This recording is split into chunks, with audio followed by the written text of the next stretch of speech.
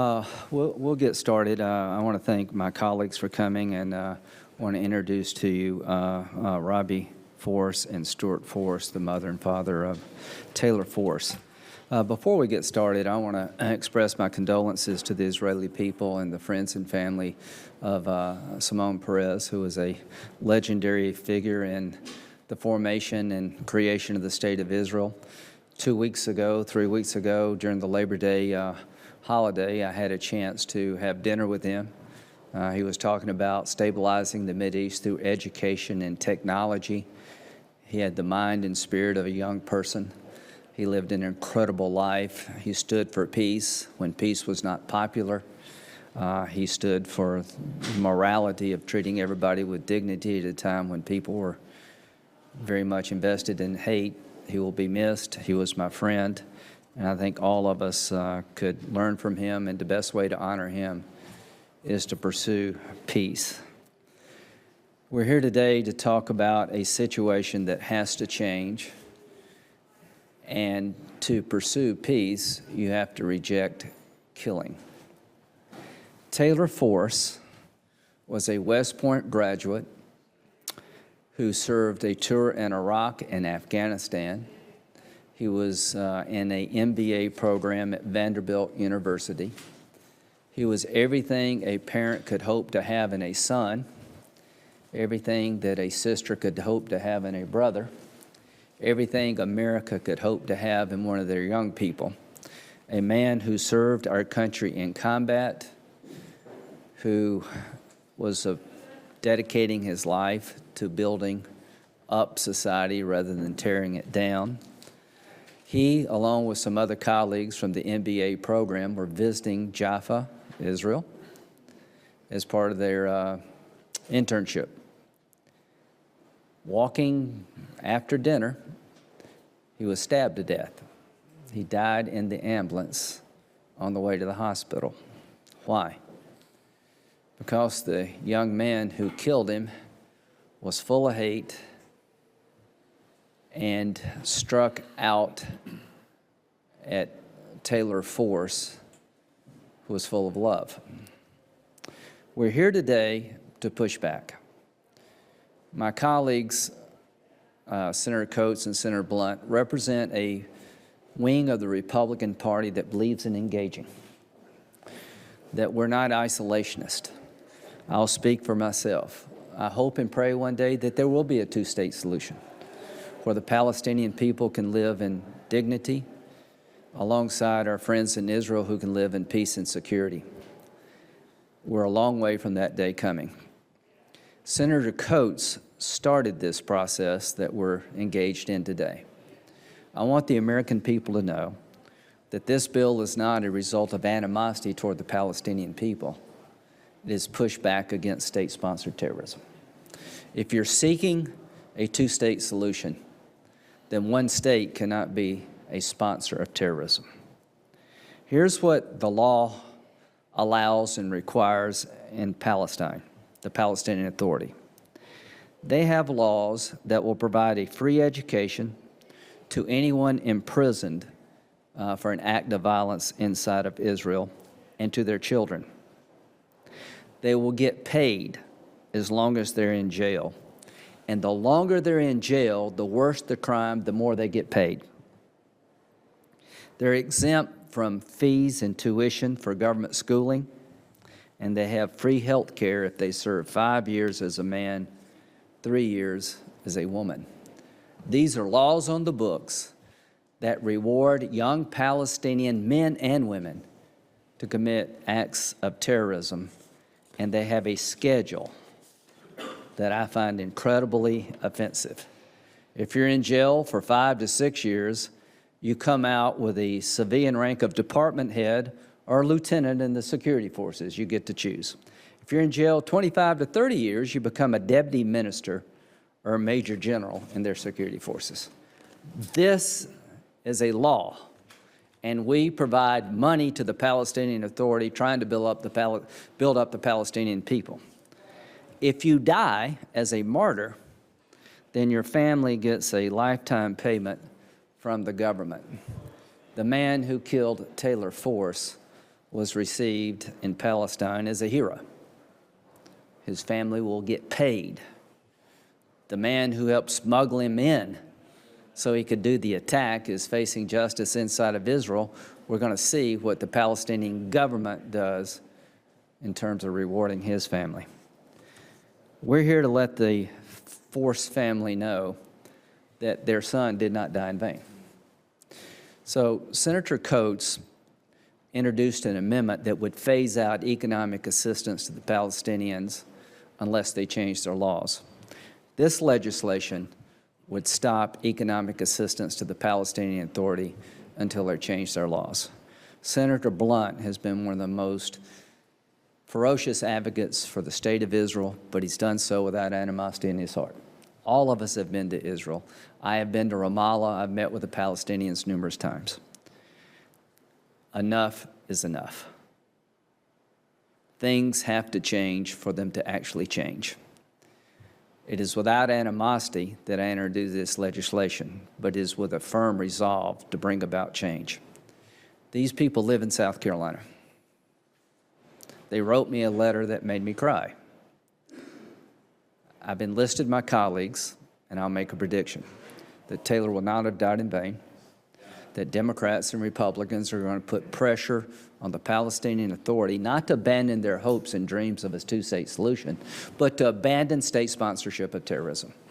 You will never achieve peace when you pay one of your young men to kill someone like Taylor Force. That's inconsistent, and it needs to stop. And with that, I'll turn it over to Senator Coates. Well, thank you, Senator Graham. I think you've laid out here the issue that needs to be addressed and the way in which we are attempting to address this.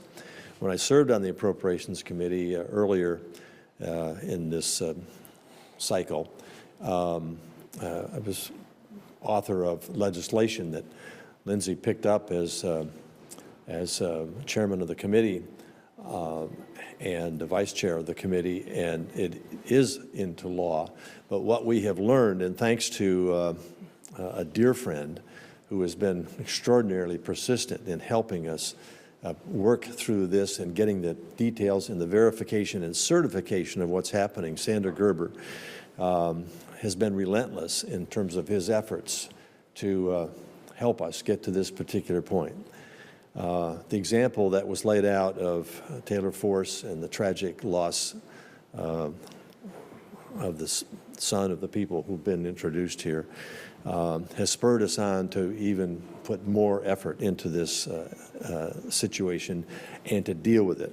It's been unfortunate that we've received only tepid responses from the Department of State. In fact, one of their publications that was released in relation to what we're trying to do here said, well, payments, they dismiss payments as an effort, I'm quoting, an effort to reintegrate released prisoners into society and prevent recruitment by hostile political factions. That's typical State Department gobbledygook statements to turn their head the other way. This administration has not been engaged in this in a way that we think will make a significant difference, and we're here to make that happen. And so looking back in the audience there to my foreign policy staffer, Terry Snell, 32 years with the State Department, he's helped us work through all of this and with this legislation, and together with Senator Graham's and Senator Blunt's staff, we have come to this particular point. It's a moral outrage in terms of what the Palestinian Authority is doing. We found out after the 2014 law, they turned this into a shell game, and they were just shifting money over to the Palestinian Liberation Organization, the PLO, to maintain these continued payments. The excuse that this is a way to help reintegrate these prisoners into society, when you are providing an incentive for terrorism and a reward, and the greater the terrorist act, the greater the reward. And in the situation that exists today in the Middle East, it's easy to recruit people who are willing to create terrorist acts and sometimes fatal terrorist acts if you're offering martyrdom, heroism, and rewards to the individual after his prison sentence is over, to the family throughout that, education, and Lindsey went through all of that. So we're going to pursue this until it's accomplished. I also am strongly in support of trying to bring a peace agreement between Israel and the Palestinians. But one party, both parties, and in this case, one party, has to cease what they're doing here before any of us believe that we can take any progress whatsoever. So, on behalf of the forces, our hearts go out to you. But on behalf of all the Israelis who have been subject to these attacks, and those in the future who will continue to be subject to these terrorist attacks, many of them resulting in death, this has got to stop, and we're going to do everything we can to make that happen. Well, thank you, Senator Graham and Senator Coates, for leading on this issue. We've been looking at this very carefully now, the three of us, for the last year. I think Taylor Force becomes the rallying cry as to why we can't continue to let this go on. Only the Obama State Department would give that kind of reason for justifying letting the Palestinian Authority continue to do what they're doing, that the more heinous the crime, the greater the reward, and somehow that translates to helping people reintegrate back into society. It does not lead to a conclusion. In fact, it leads to further diminishing the odds for conclusion. It is totally unacceptable. This legislation would give the Palestinian Authority a clear choice, at least as it relates to U.S. funding, which is if you want to continue to get financial assistance from the United States, you have to stop. You have to stop doing what you're doing now. You have to expunge the law and eliminate the practice, and that's the only acceptable solution. Imagine any other country in the world or any other governing authority in the world that had legislation like this specifically on their legal authority. We would be as outraged as we are about the Palestinian Authority doing this. All they have to do to not do this is just stop. To say, and you know, the choice, Senator Graham, Senator Coates, and the legislation I'm for makes clear, if you want to continue to receive assistance from us, you cannot use any of the funds you have for this heinous practice. It has to stop. It should stop now. It should have never started.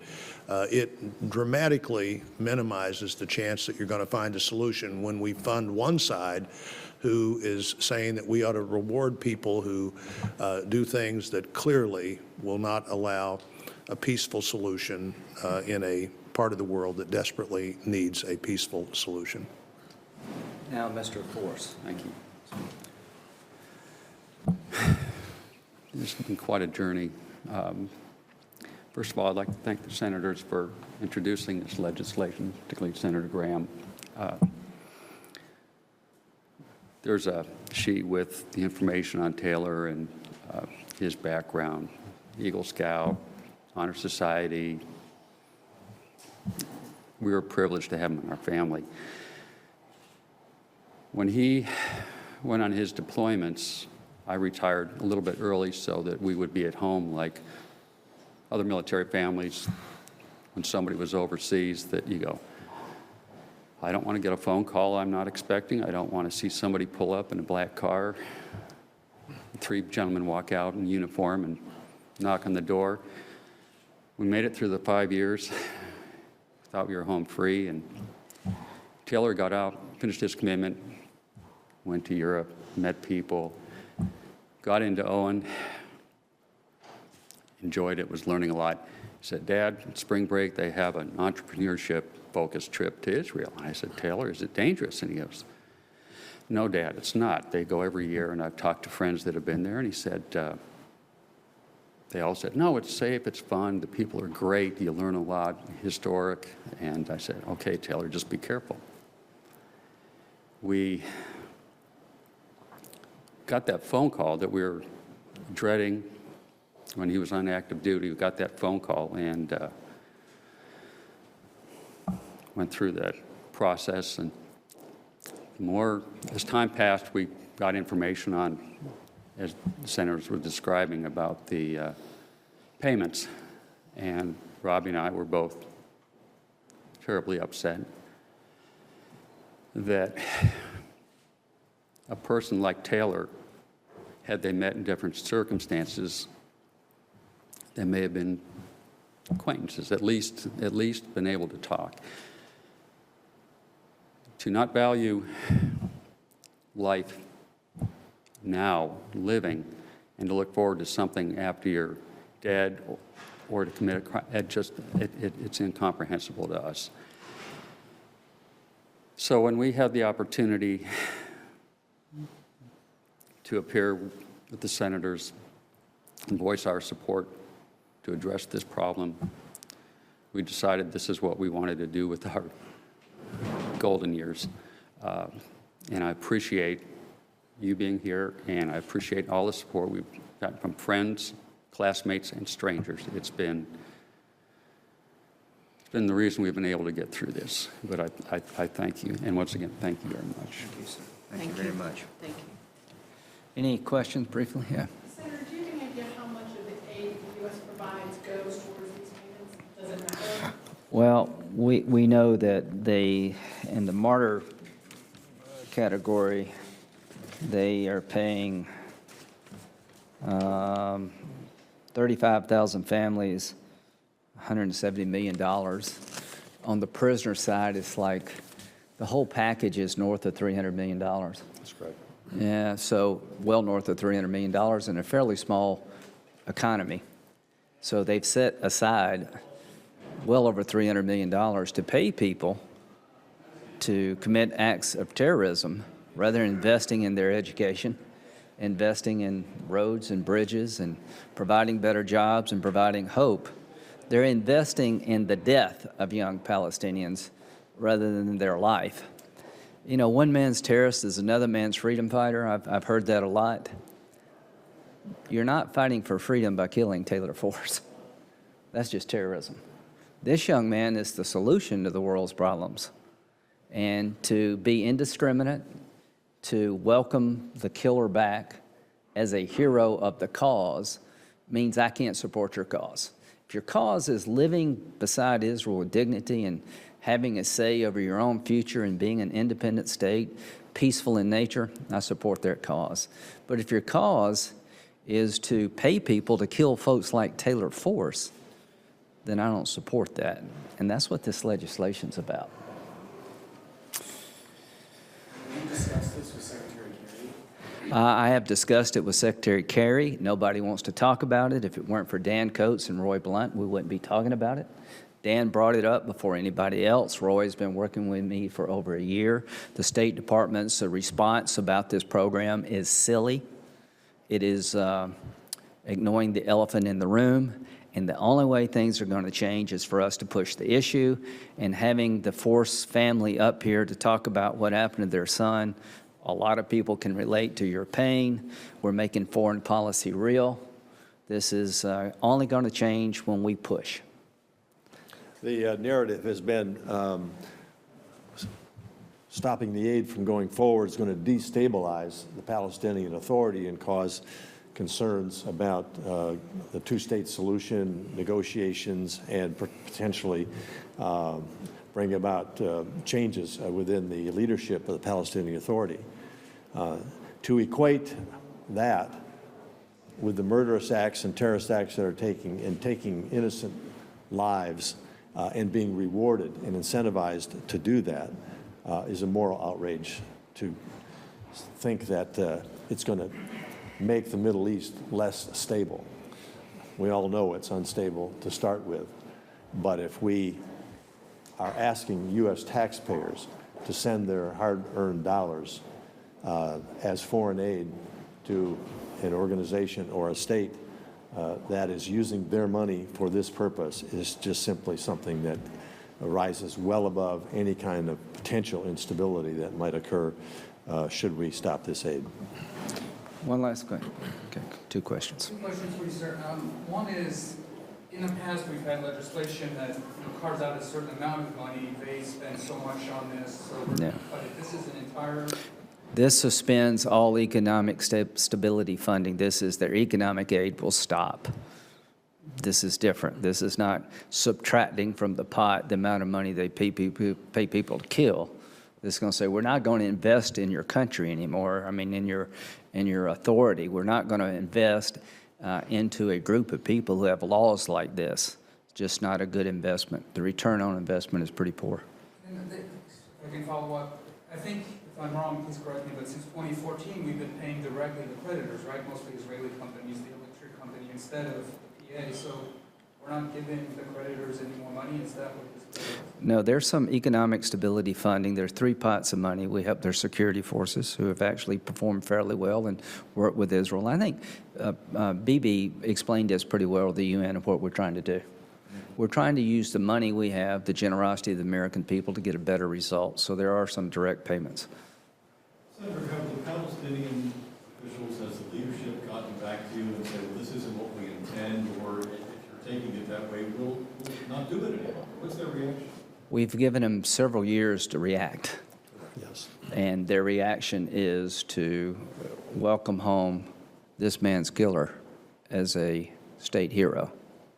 And the only way I know to get their attention, get the State Department's attention, is to take a tragic event and try to make some good come from it. I hope this man has not died in vain. If we can bring about change that would be good for the Palestinian people, their young people, as well as the region as a whole, it would be something to at least say that the man did not die for anything. And I think we all intend to make sure this man doesn't die in vain. We're going to push.